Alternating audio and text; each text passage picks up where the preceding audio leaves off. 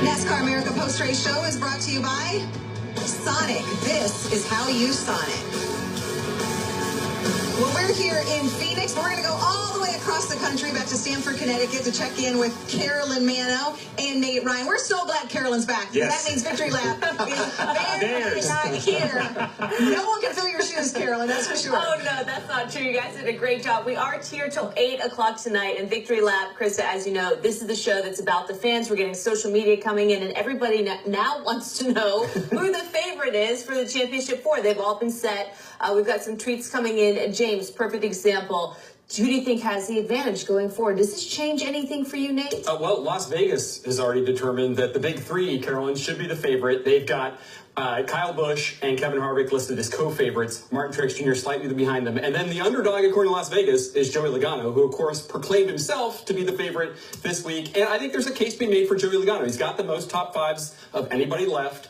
And he's got 2 weeks to prepare for Miami. So his team goes in with a little bit of an edge. We just heard Kyle Busch respond to that, which means that next week is going to be a whole lot of fun. Don't forget, use the hashtag VictoryLap. Send us your thoughts, questions, playoff-related, Phoenix-related, whatever you want. We're going to answer them until 8 o'clock. We're getting ready to start. Back to our big three right now of Phoenix.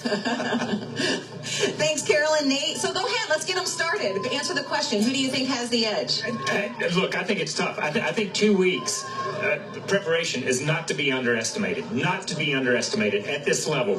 When you've got the Penske organization, when you've got Todd Gordon, when you've got Joey Logano, who's been there before, who can win races, run in the top 5, just like we heard Nate say, but who can run up front, lead laps, win stages, win races. You can't underestimate that. Now you've got to go to Kyle Busch, who just won a race. You can't underestimate. You're picking everybody. Yeah, that's what I'm saying. You can't answer the question because you go to Kyle Busch, who just won a race. You can't underestimate momentum. And Kevin Harvick is the guy who has led and dominated these last mile and a half racetracks that are open, unrestricted races. So when I look at it, those three, I think the underdog for me is Martin Truex. Yeah, it probably hasn't performed at the level that the others have at this point, but his resume is there. He knows how to win a championship there.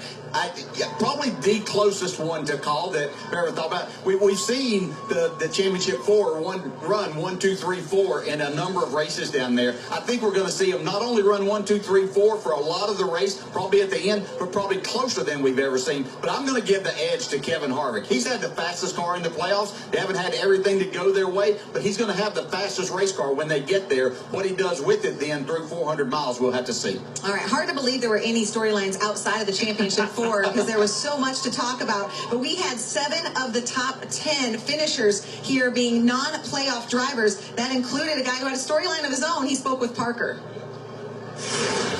William Byron finished 9th, but